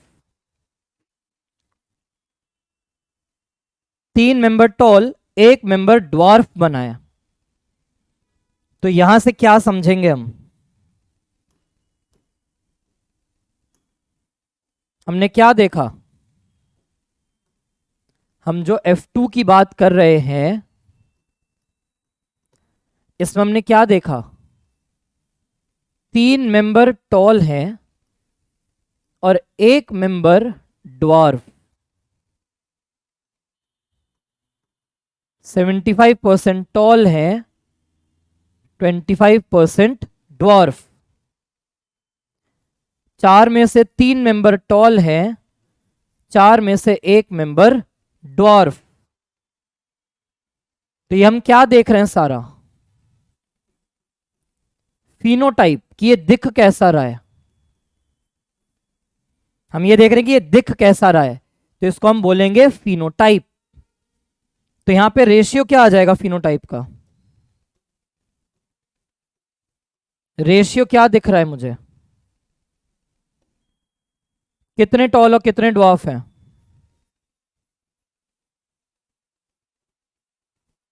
Toll is to dwarf is 3:1। इसको हम बोलते हैं F2 का फिनोटिपिक रेशियो। कौन सा क्रॉस है? सिंगल कैरेक्टर, मतलब मोनो हाइब्रिड क्रॉस। आपने जो F1 प्लांट्स थे, जितने F1 पौधे थे, हर F1 पौधा सेल्फ पॉलिनेट कर रहा है। ठीक है, जितने पौधे हैं सब सेल्फ पॉलिनेट कर रहे हैं।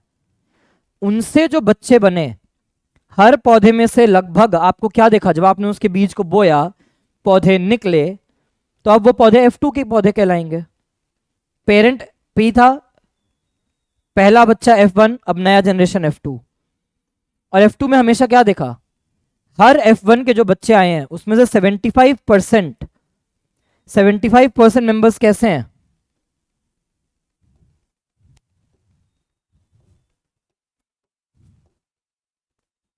सेवेंटी 75% मेंबर्स वो हैं जो डोमिनेंट ट्रेट दिखा रहे हैं, और 25% बच्चे कैसे हैं? जो रिसेसिव ट्रेट दिखा रहे हैं। रिसेसिव कौन सा था? जो F1 में छुप गया था, F1 में जो नहीं दिख रहा था, उसको रिसेसिव बोला। तो मेंडल ने जब F1 को सेल्फ पॉलिनेट करने दिया, उसके बीज को बोया, तो जो टॉल पौधा है उसी के बच्चे क्या निकल रहे हैं? 75% टॉल और 25% ड्वार्फ बच्चे निकल रहे हैं। तो ये है हमारा फिनोटिपिक रेशियो। जीनोटाइप कितने टाइप के हैं? 3। होमोजाइगस डोमिनेंट, ये दोनों हैं हेटेरोजाइगस डोमिनेंट, और ये है होमोजाइगस रिसेसिव। तो अगर मैं F2 में देखूं, अगर F2 जनरेशन की ही मैं बात करूं, तो मेरे पास कैपिटल टी क्या दिख रहा है? 1 मेंबर है 4 में से। कैपिटल टी क्या दिख रहा है? 2 मेंबर हैं 4 में से। और स्मॉल टी वाला 1 मेंबर है 4 में से। ये मेरा क्या है? Homozygous dominant. ये क्या है? Heterozygous dominant. और ये लास्ट वाला क्या है मेरा? फिर से होमोजाइगस, लेकिन ये रिसेसिव है। 1 आउट ऑफ 4 क्या होता है मेरा? 25%। 2 आउट ऑफ 4 क्या होगा? 50%। 1 आउट ऑफ 4 क्या होगा? 25%। ये हम क्या देख रहे हैं सारा? अब आप जीनोटाइप्स में बात कर रहे हो, जीन को लिखने का तरीका जीनोटाइप था, तो ये जीन कॉम्बिनेशन, ये जीन कॉम्बिनेशन, ये जीन कॉम्बिनेशन आर जीनोटाइप्स, और लास्ट में रेशियो क्या बन जाएगी?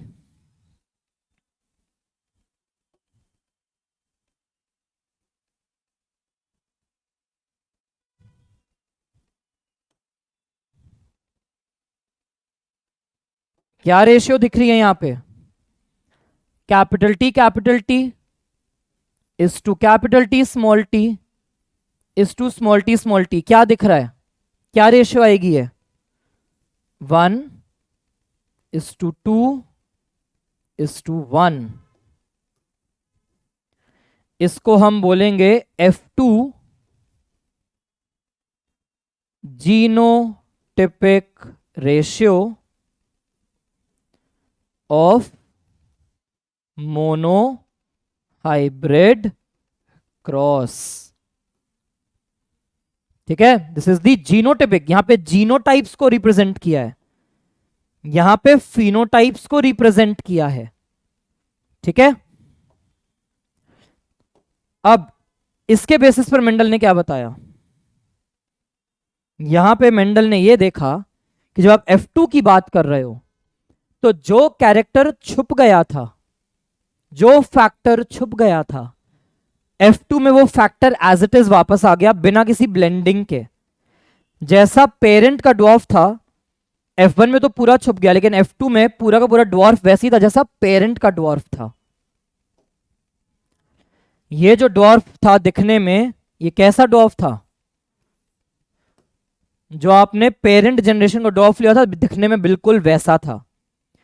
तो मेंडल ने क्या दिया? एक नया लॉ दिया। मेंडल ने दिया लॉ ऑफ सेग्रीगेशन। मेंडल साहब ने बोला कि जब F1 अपने गैमीट्स बनाता है तो वो जो फैक्टर बेचारा सप्रेस हो गया था वो अपने आप को अलग करके F2 में फिर से एक्सप्रेस कर लेता है। तो मेंडल ने कहा था कि गैमीट फॉर्मेशन जब भी होगा तो वो जो फैक्टर छुप गया था वो अपने आप को डोमिनेंट के कब्जे से छुड़ाएगा, इंडिपेंडेंट होएगा, और उसको अपने जैसा दूसरा पार्टनर मिला तो वो एक्सप्रेस कर लेगा।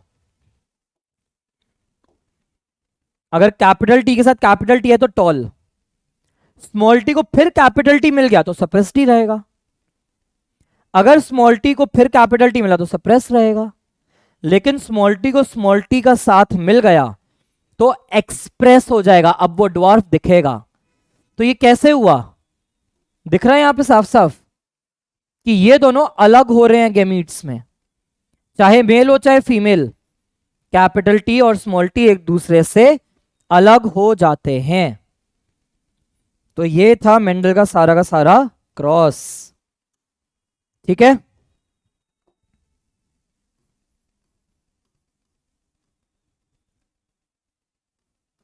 सिंगल पेज पे समरी देख लो, हमने क्या क्या देखा अभी।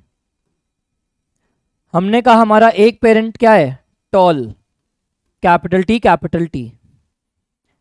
इसका क्रॉस कराया हमने ड्वार्फ से, वो है स्मॉल टी स्मॉल टी। ये वाला जो क्रॉस है हमारा कैसा क्रॉस है? It is a cross pollination. इस पेरेंट के गैमीट्स क्या बनेंगे?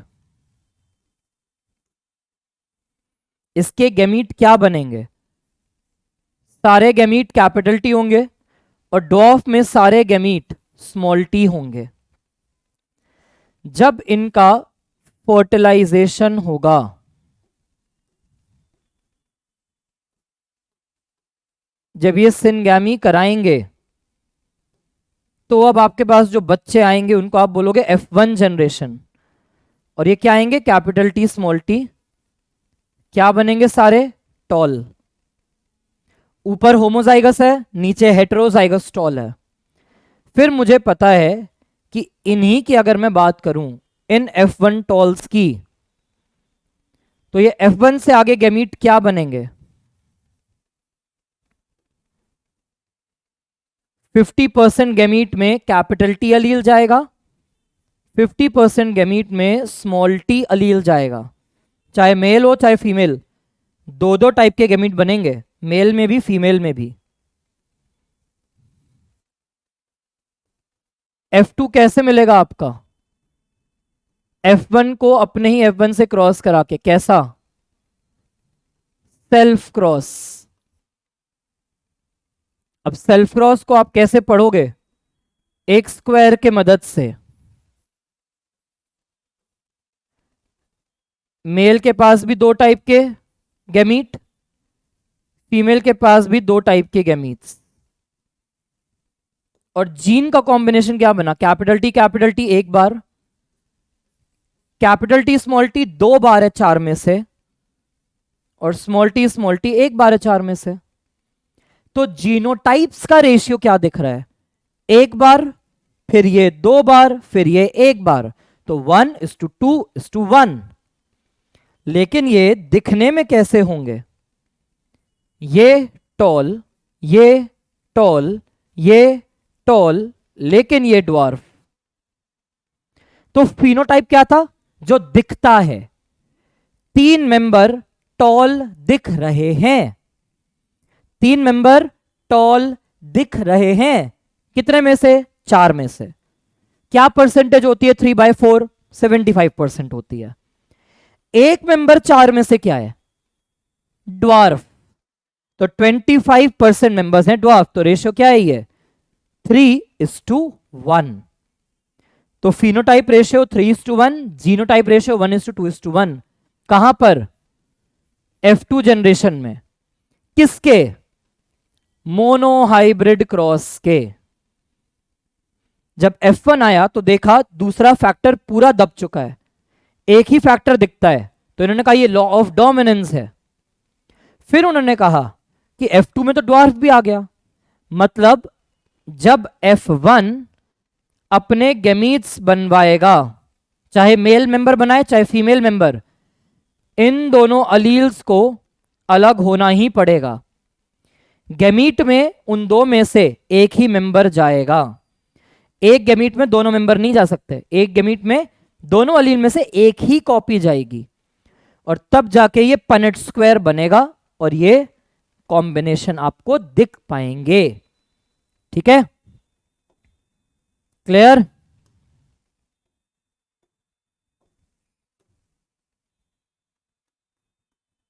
क्या मिला हमें यहां पे? Law of dominance. Law of dominance के लिए क्या डेफिनेशन लिखेंगे हम?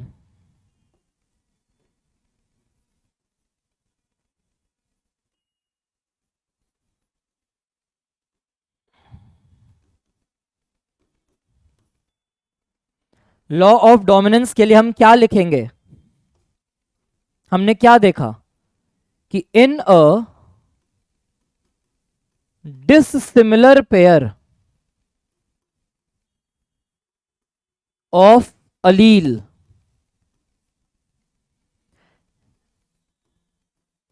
ये क्या था? कैपिटल टी स्मॉल टी हमारा dissimilar pair of Aleel,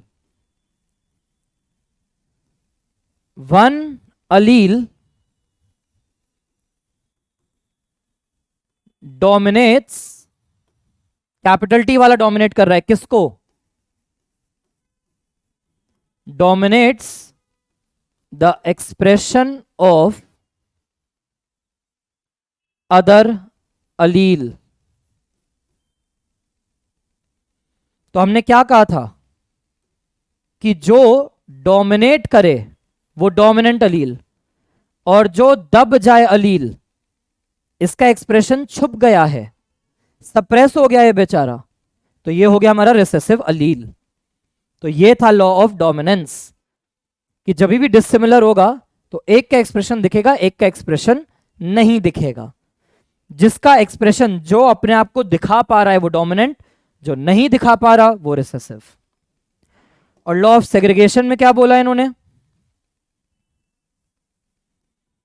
law of segregation ने कहा दैट ड्यूरिंग गैमीट फॉर्मेशन, जब गैमीट्स बनते हैं तब उस टाइम पर अलील के पेयर को सेपरेट होना ही पड़ेगा। allele pair has to segregate. Segregate मतलब अलग होना, सेग्रीगेट हो रहा है सेपरेट होना।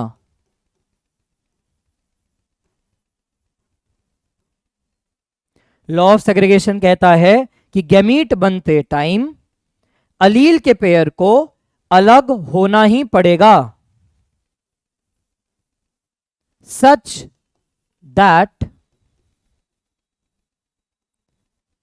ईच गैमीट हैज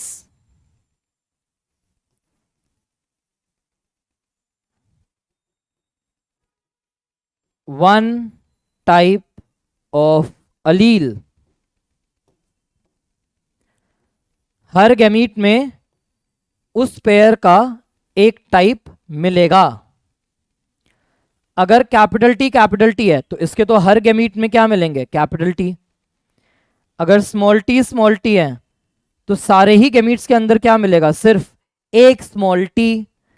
लेकिन अगर कैपिटल टी स्मॉल टी था तो गैमीट में या तो कैपिटल टी होगा या गैमीट में स्मॉल टी मिलेगा, तो अलग हमेशा ही होंगे। हेट्रोजाइगस में भी अलग होंगे। और फिर उन्होंने कहा था कि ये जो अलग होने वाले मेंबर्स हैं, अपने जैसा नया मेंबर मिल गया अगर इस स्मॉल टी को, जो मेरा रिसेसिव कैरेक्टर था, रिसेसिव अलील था, अगर इसको अपने जैसा ही दूसरा पार्टनर मिला तो ये बिना किसी ब्लेंडिंग के, बिना किसी मिक्सिंग के, एज इट इज अपने आप को दिखा देगा वापस। ठीक है, एनसीईआरटी है ये।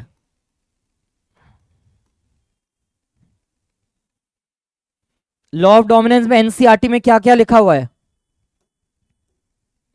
कि जो भी कैरेक्टर्स हैं they are controlled by factors. Mendel के लिए जीन अलील सब कुछ फैक्टर था, मेंडल के लिए अलग अलग नहीं थे। उन्होंने कहा कि ये फैक्टर पेयर में होते हैं। क्यों? क्योंकि डिप्लॉयड ऑर्गेनिज्म है, तो बाय डिफॉल्ट दो मेंबर तो होंगे ही होंगे, चाहे सेम हो चाहे अलग हो। फिर उन्होंने कहा कि जब डिसिमिलर पेयर होता है फैक्टर्स का, ऊपर वाले केस में फैक्टर जीन था, नीचे वाले केस में फैक्टर इनके लिए अलील हो गया, एक मेंबर जो है पेयर का वो डोमिनेट करेगा किसको, दूसरे को। तो जो डोमिनेट कर रहा है डोमिनेंट, और जो बेचारे का डोमिनेशन चल रहा है, जो बेचारा सप्रेस हो रहा है, वो है रिसेसिव। लॉ ऑफ सेग्रीगेशन की स्टेटमेंट क्या है कि पेरेंट के पास दो अलील्स होते हैं गैमीट फॉर्मेशन के टाइम पर, तो जो भी अलील है पेयर का उसे अलग होना होगा एक दूसरे से। एक गैमीट में गैमीट, मतलब वन, इसको सिर्फ एक ही मिलेगा आउट ऑफ द टू। एक गैमीट को वो दोनों अलील नहीं मिलेंगे, उसको एक ही अलील मिलेगा उस पेयर में से। ठीक है, क्लियर है? तो यह है लॉ ऑफ सेग्रीगेशन। चलो पॉज करके क्वेश्चन देखना, पॉज करना, आंसर डाल देना। मेंडल इज नोन फॉर, तुम पॉज करोगे मैं तो आंसर बताता जा रहा हूं। Mendel is known for, correct, hybridization experiment. Species concept जो है हमारा,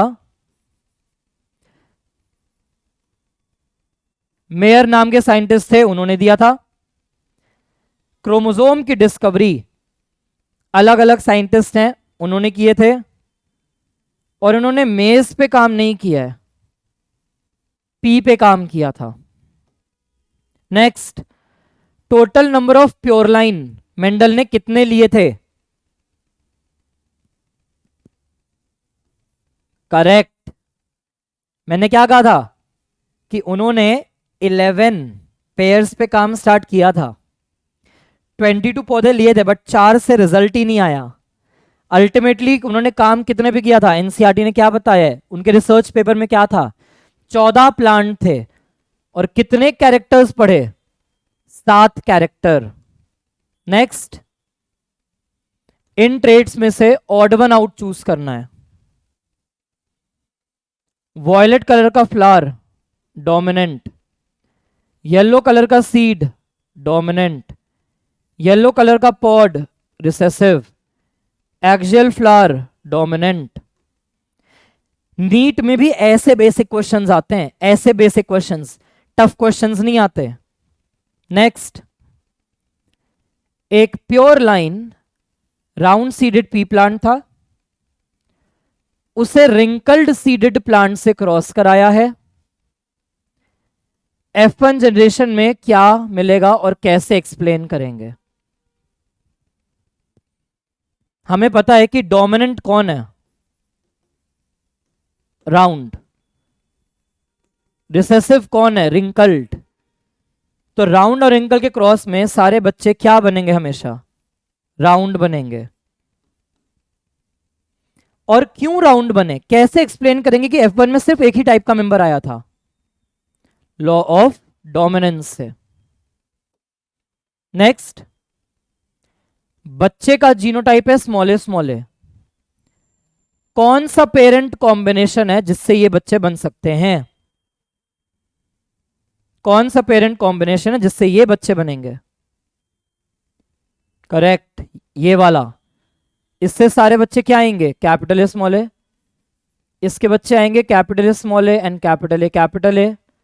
यहां से सारे बच्चे कैपिटल ए स्मॉल ए, और यहां से क्या आएगा, दोनों हेट्रोजाइगस हैं, capital A capital A, capital A small A small A small A, तीनों बच्चे बनेंगे।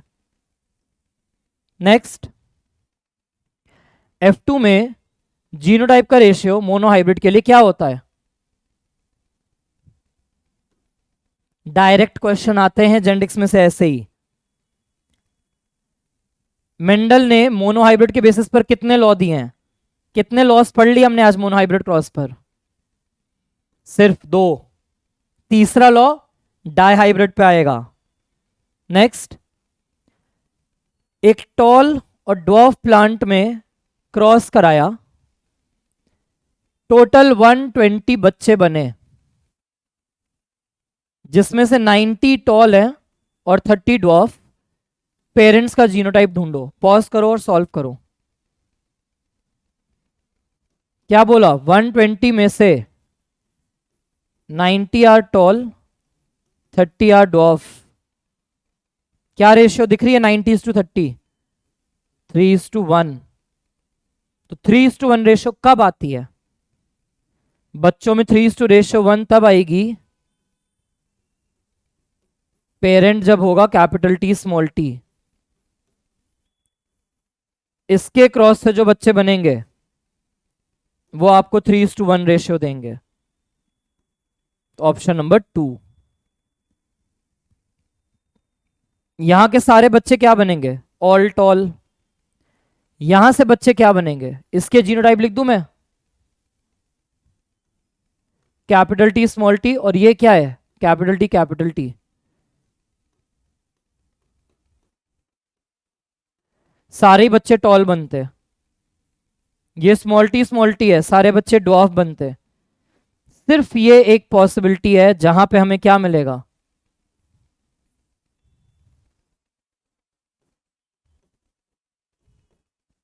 सिर्फ यही एक पॉसिबिलिटी दिख रही है, capital T capital T, capital T small T, capital small small small. तो इसमें से ये बच्चे हो गए टॉल और एक बच्चा हो गया ड्वार्फ। 3:1 रेशियो, दोनों हेट्रोजाइगस होंगे तब आएगी।